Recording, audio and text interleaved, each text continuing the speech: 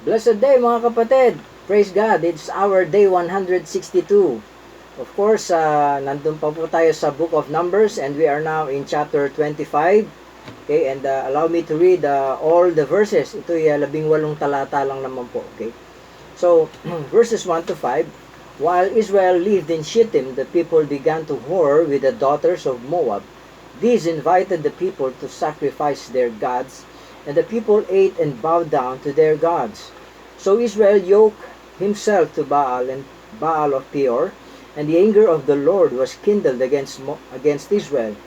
And the Lord said to Moses, Take all the chiefs of the people and hang them in the sun before the Lord, that the fierce anger of the Lord may turn away from Israel. And Moses said to the judges of Israel, Each of you kill those of his men who have yoked themselves to Baal of Peor. 6 to 9. And behold, one of the people of Israel came and brought a Midianite woman to his family in the sight of Moses and in the sight of the whole congregation of the people of Israel, while they were weeping in the entrance of the tent of meeting. When Phinehas the son of Eleazar, son of Aaron the priest, saw it, he rose and left the congregation and took a spear in his hand, and went after the man of Israel in the chamber and pierced both of them, the man of Israel and the woman, through her belly.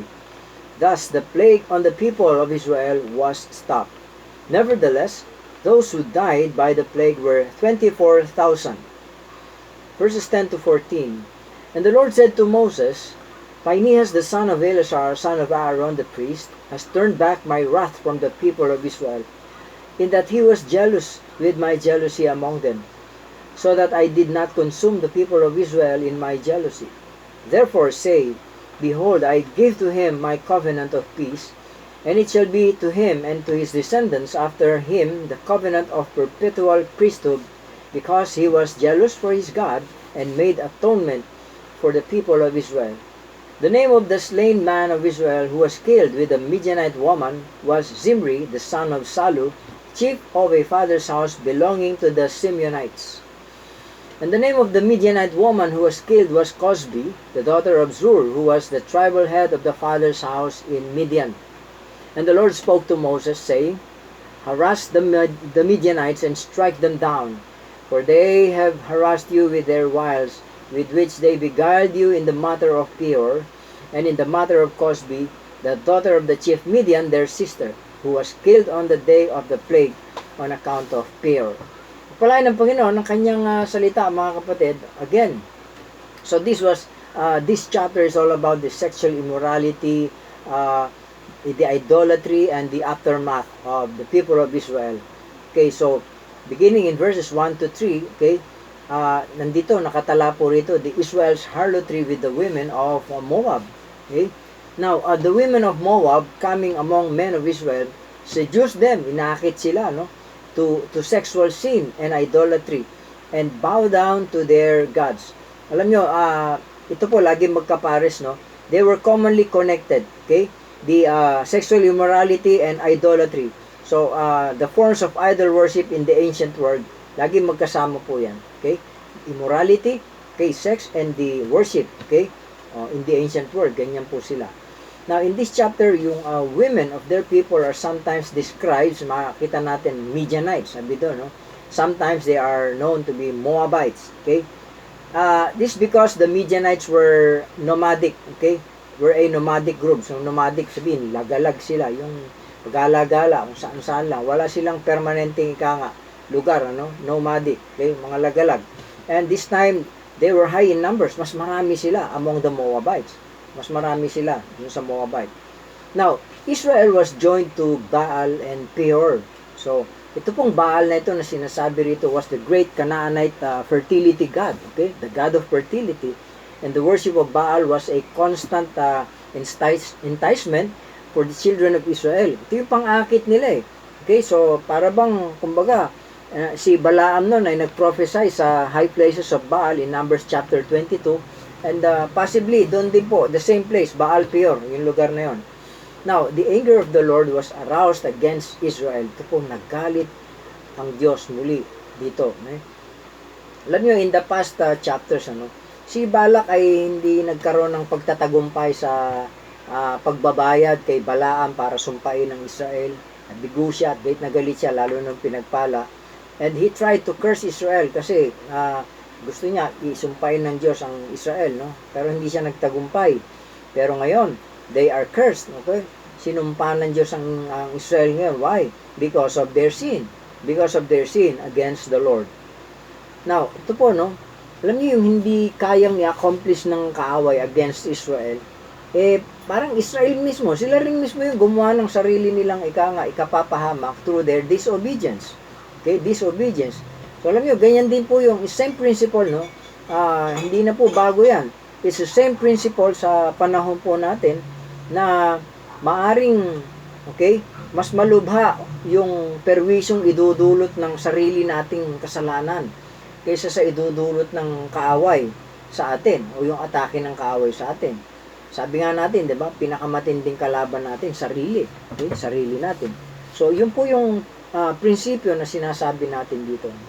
Pero tingnan natin, no? Isang tao po, nagngangalang si Phinehas na anak ni Eleazar, the son of Aaron, the priest. Nakita niya, and he rose from among the congregation. Bigla siyang umaksyon siya. So, now, Phinehas was one among those in Israel na who would not accept this rebellion against God. Alam nyo, itong taong ito, may conviction to. Ayaw niya yung nakikita niya. Okay, meron siyang conviction. So, he brought God's judgment by trusting. Kumbaga, kinastigo niya ang isang Israelite, no, man at isang Midianite woman sa harap nila. Okay, sabi doon, with the spear, sa kanilang tiyan, talagang inulos niya. Okay, sinulos is sinaksak, no? And they were in the midst of immorality. May believe po, according to Allen, okay, they believe this man was having sex with the Midianite woman right in front of the tabernacle. And the next deliberately obscures because this is so offensive. Okay? Na, kumbaga sa karumal-dumal to, no? In front of the tabernacle, ginagawa nila yung karumal-dumal na yan, immoralidad. Okay? Of course, hindi lingid sa kalaman ng Diyos yan. Now, talagang nandito po, nakita natin paano hinusgahan ng Diyos ang Israel dito at marami na namang namatay sa kanila. So, again, of course, hindi pwedeng mawalan tayo ng aral na makukuha nating aral dito sa, again, in this chapter, no? Chapter 25. So, unang-una po makita natin dito, no? Lesson number 1. Alam nyo, ang kaaway po, hindi lang niya alam kung ano yung source of strength natin. Okay, katulad ni Balak, sabi niya, the source of the Israel strength is their God, the God of Israel. So, sabi niya kay Balaam, okay, you tell God that pakikuan mo nga sa maghahain tayo ng mga susunugin, magtayo tayo ng altar at pakisumpa nga itong mga Israel na ito. Okay. Pero hindi siya nagtagumpay. Alam niya kasi, the source of strength is God. Pero hindi lang yan. Alam din ng kaaway kung ano ang kahinaan ng isang tao. Alam din niya kung saan. Okay, hindi niya nakuha doon sa sumpain ng Israel. Okay, nabigo siya doon. Pero dito, nakuha niya doon sa kanilang weakness. And what is their weakness? It is the lust of the flesh. Itong si Satanas, na kanyang tatlong paraan niya, okay, to enticement para magkasala is the lust of the eyes, the lust of the flesh, and the pride of life. So, immorality, babae. Yun ang kahinaan nila. So, nagkaroon sila ng karumal-dumal na pagkakasala. Idol worship and immorality. Yan. So, hindi lang alam ng kaaway kung ano yung kalakasan mo. Alam din niya kung anong kahinaan mo. And most of the time, doon sa kahinaan, doon siya atake. And most of the time din, okay, effective. Okay, nagtatagumpay siya.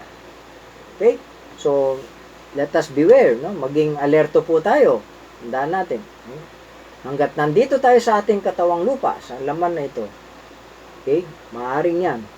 Yung kahinaan yan, ay nandyan pa rin. Okay? Now, number 2. Sinabi na nga po, no, sa aklat ng Korinto na kung familiar po kayo, na wag makipamatok. Okay? Wag makipamatok. Okay?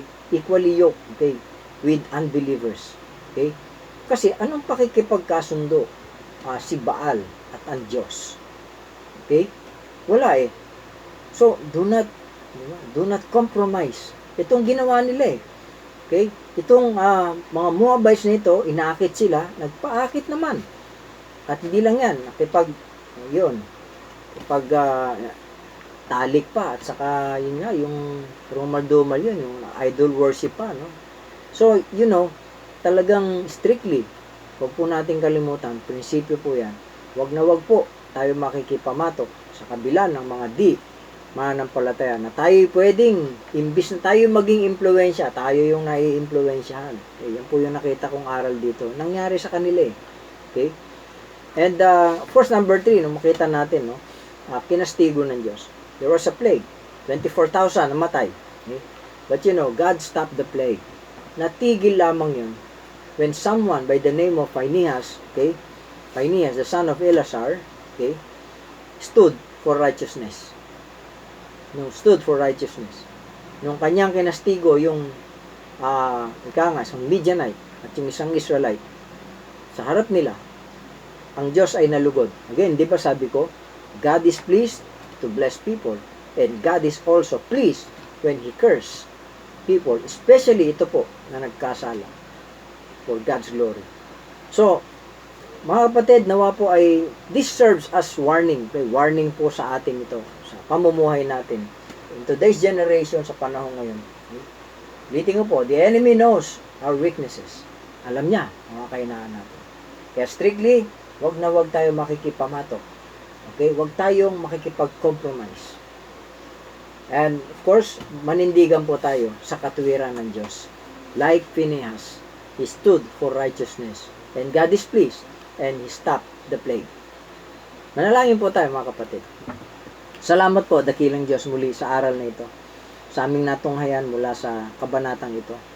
Lord, muli ay paalalahanan mo kami palagi at salamat po. And this is a reminder at the same time, a warning sa aming pong buhay na Lord, meron kaming kahinaan.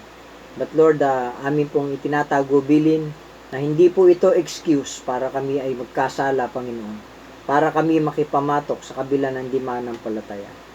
Lord, muli sa iyo po ay tinatagubilin namin. Patuloy mong paglalaan sa amin sa araw na ito at pag-iingat.